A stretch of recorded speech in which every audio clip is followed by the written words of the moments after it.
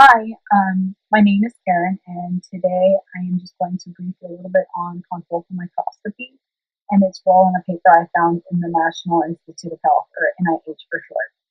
And after, I will ask you a general question related to the topic, but without further ado, let me go ahead and begin my presentation. In the archaic way of how we used to view images on microscopes, we would subject ourselves to the tedious work of having to prepare the slide, cutting tissue into thin slices, things of that sort, and we still wouldn't achieve the image that we wanted.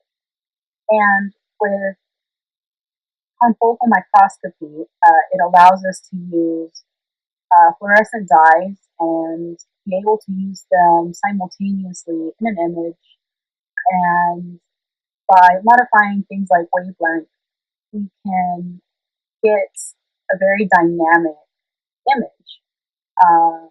So dynamic that we can capture pictures of the specimen at multiple planes, and it can range from 2 to 200 images, and it would generate computationally a three-dimensional image. And it can also be able to develop a time-lapse video of a live specimen. So whenever you have fluorescent dye molecules, they are usually going to be attached to a protein or nucleic acid, and with modifying the light's wavelength, you are able to achieve crisp image. And first, by using the microscope, you have a source of light, and it illuminates the sample.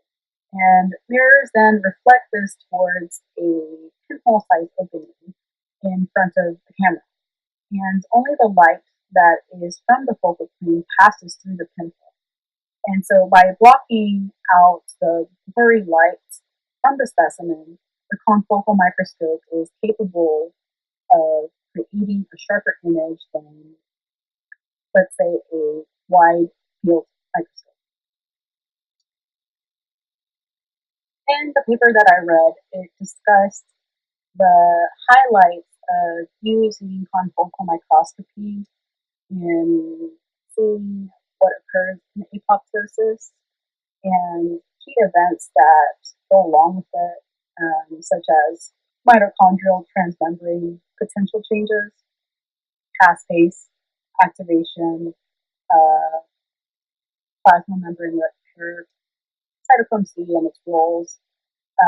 However, they do highlight in this paper that it will include in the references that there can be improvements into using this tool, and that brings me to the question of how we can go about uh, improving the confocal microscope.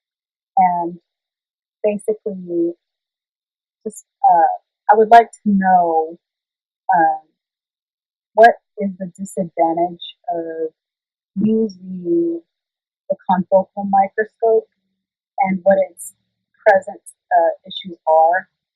The paper did highlight that while using confocal microscopy, we just hinder ourselves into only being able to see in real time what is happening in one event and not what is going on like concurrently. It's just like during that real time frame.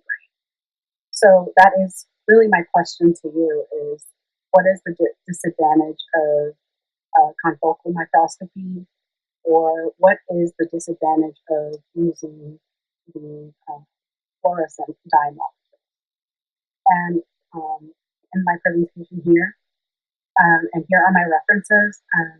The paper that I mentioned of this is the second one, measuring apoptosis at the single cell level. Thanks so much, and